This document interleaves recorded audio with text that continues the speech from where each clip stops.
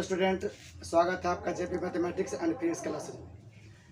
आइए class 10th का exercise 9.1 जो पिछले वीडियो में हमने क्वेश्चन नंबर आपको 8 डील करके बतलाया था। अब आप देखेंगे क्वेश्चन नंबर 9 के बारे में। क्वेश्चन क्या कह रहा है उस पर सबसे पहले बात हम फोकस करते हैं, उसके बाद इसको हम स्टार्ट करेंगे। चलिए तो क्वेश्चन पढ़ना प्रारंभ करते हैं। देखिए क्वेश्चन क्या कह रहा है, 9 नंबर क्वेश्चन है कि एक मीनार के पाद बिंदु से, एक मीनार है, मीनार के पाद बिंदु से आप देख लो इसको। इसमें कहा कि एक मीनार है। चलिए हमने एक मीनार बना दिया, नामांकन इसका भी हम लिख देते हैं, बाद में इसको मिटा देंगे। मीनार हो गया। एक मीनार के पाद बिंदु से, यानी यहाँ वाला ये बिंदु देख लो। और मीनार जब भी होगा ये तो जमीन पे होगा, जानते हैं इस बात को। मीनार हो, भवन हो, या जो भी चीज़ खड़ी है, टावर हो, वो जमीन पे होती है। तो क्या कहा कि एक मीनार है और मीनार के पाद बिंदु से, यानी इस बिंदु से, पाद बिंदु से एक भवन के शिखर का उन्नयन कोण। चलिए इसकी दूसरी तरफ एक हम भवन बनाते हैं। बना लो एक भवन, ये देख लो एक भवन बना दिया। नामांकन कर लो इसका। मान लिया कि इसमें ए बी जो है वह मीनार है और सी डी भवन है। चलिए इसका नाम डाल देते हैं भवन, सी डी भवन हो गया। अब देखिए क्या कहा, इसमें कह रहा है कि मीनार के पाद बिंदु से भवन के शिखर, सी बिंदु को भवन का शिखर कहेंगे और बी बिंदु को मीनार का पाद बिंदु बोलेंगे। तो मीनार के पाद बिंदु से भवन के शिखर का उन्नयन कोण जो है वो आपको प्रश्न में दे रखा है 30 डिग्री।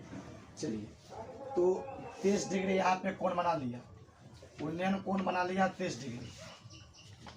अब देखिए फिर आगे क्या कर रहा है, और भवन के पाद बिंदु से, भवन का पाद बिंदु नीचे है डी बिंदु पर, डी बिंदु को भवन का क्या कहोगे, पाद बिंदु। तो भवन के पाद बिंदु से मीनार के चोटी, तो मीनार का चोटी ए बिंदु पर है।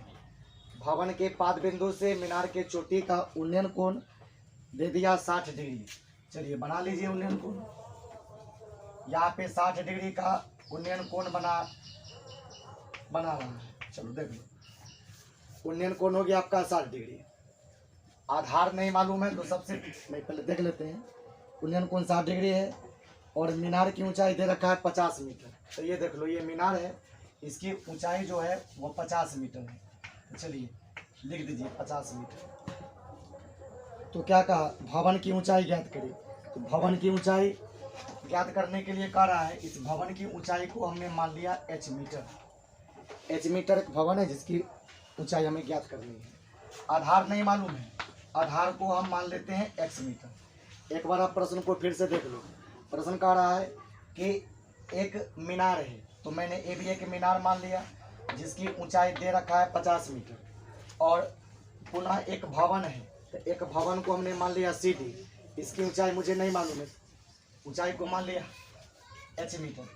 कहा कि भवन के शिखर से, भवन के शिखर से, सॉरी मीनार के शिखर से भवन के पाद बिंदु का उन्नयन कोण 60 डिग्री तथा, थोड़ी सी भाषा आपको लिखना पड़ेगा। इसमें लिखना क्या पड़ेगा देख लो।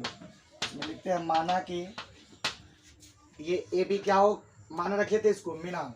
अब माना कि मीनार की ऊंचाई, मीनार की ऊंचाई ए बी, और ए बी का मान आपको प्रश्न में दिया हुआ है 50 मीटर। ये देख लो, ए बी बराबर 50 मीटर जो कि मीनार की ऊंचाई दिए हुए है, और मुझे निकालना है भवन की ऊंचाई सी डी का मान।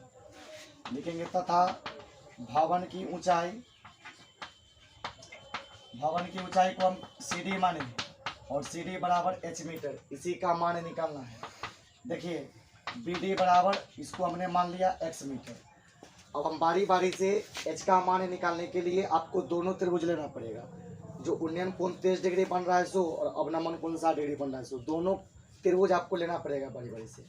तो आते हैं या त्रिभुज लेते हैं, त्रिभुज ए बी डी में देख लो।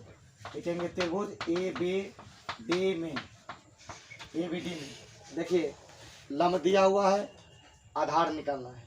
लंब दिया हुआ है, आधार आपको ज्ञात करना है। तो लंब आधार होता है tan में, हम फार्मूला लगाते हैं tan थीटा का। हाइट एंड डिस्टेंस में साइन कॉस tan, यही 3 गो पर कोई भी पब्लिकेशन का, कोई भी पब्लिकेशन का आप अगर मैथ बनाना चाहते हैं, हिसाब बनाना चाहते हैं, तो केवल साइन कॉस टेन का रूल आपको याद करना पड़ेगा। और थीटा का मान 30 डिग्री, 45 डिग्री, 60 डिग्री। इसके अलावा ना तो इसमें जीरो का कोई चर्चा होगा, ना 90 डिग्री का कोई चर्चा होगा। 30 डिग्री, 45 डिग्री, 60 डिग्री, इसका मान आपको किताब में भी दिया हुआ है, आप उसको भी देख सकते हैं। नहीं तो इसका हम तरीका भी बताए थे, पूरे मान को याद करके बताए थे बेस क्लास में, आप उसको भी फॉलो करके देख सकते हैं। तो टेन थीटा बराबर होता है लंब बटे आधार। लंब का मान देखिए, लंब हो गया ए बी, आधार का वैल्यू हो गया बी डी। थोड़ा सा इसको तेज गति से बताते हैं, समय का अभाव है।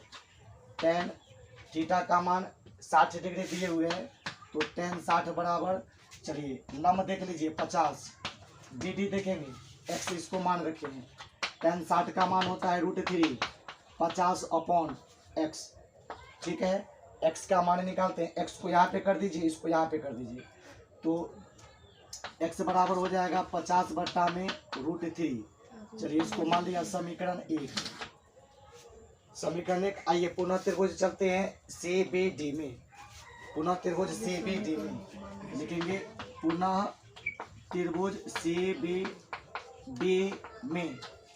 इसमें देख लो सी बी डी, ये आप देखो यहाँ पर न्यून कोण थीटा का मान है 30 डिग्री, थीटा का मान है 30 डिग्री, जबकि हमको लंब चाहिए। आधार का मान हम निकाल चुके हैं, एक्स बराबर 50 अपॉन √3। आधार निकल गया, लंब निकालना है। आधार लंब टेन, फिर टेन थीटा का फॉर्मूला लगाते हैं। टेन थीटा बराबर होता है लंब बटे आधार। लंब हो गया सी डी और आधार हो गया बी डी। थीटा का मान देख लीजिए कितना दिया हुआ है 30 डिग्री, थीटा की जगह पर 30 degree, H upon x. Theta का मान होता है 1 अपॉन √3, एच का मान नहीं मालूम है, एक्स का मान यहाँ से उठा करके रखिए 50 बटा √3, लिख दिया 50 अपॉन √3, या 1 अपॉन √3 इक्वल टू एच में √3 से गुना कर लेंगे, हो गया √3h और बट्टा में 50। अब देखिए क्रॉस गुना करते हैं, और नीचे एडजस्ट कीजिए इसको। ये हो गया आपका 3h, √3 में √3 से गुना करोगे तो 1 और 3 निकल जाएगा। ऐसे गुना करके भी आप निकाल सकते हैं वर्गमूल। √3 तो √9, 9 का वर्गमूल 3, 3 में से गुना 3h, 50 में से गुना कीजिए 50। आइए h का मान निकालिए, तो h बराबर 3 गुना में उधर भागाओगे तो भाग में हो जाएगा 50 अपॉन 3। ये नहीं कटेगा तो इसको पूर्णांक में तोड़ देते हैं, 16 तिहाई 48 और 2 50, 16 तिहाई 48 और 2 50 मीटर। h का मान निकल गया। h को हम मान क्या रखे थे, h को यहाँ से देखिए, भवन की ऊंचाई को हमने h माना था, तो लिख देंगे अतः भवन की ऊंचाई h बराबर 16.2/3 मीटर। ये क्वेश्चन एग्जाम में 2 नंबर में आपसे पूछे जाएंगे। हाइट एंड डिस्टेंस से 2 क्वेश्चन हर साल पूछे जाते हैं। पूरे ट्रिग्नोमेट्री से चैप्टर नंबर 8 और 9 से कुल मिलाकर के 20 नंबर आते हैं। चैप्टर नंबर 8 जो आप पढ़ चुके हैं और 9 से 20 नंबर आपका केवल ट्रिग्नोमेट्री से रहेंगे क्वेश्चन। आप इसको बढ़िया से अच्छे से तैयारी कीजिए। ठीक है, धन्यवाद, मिलते हैं अगली वीडियो के साथ।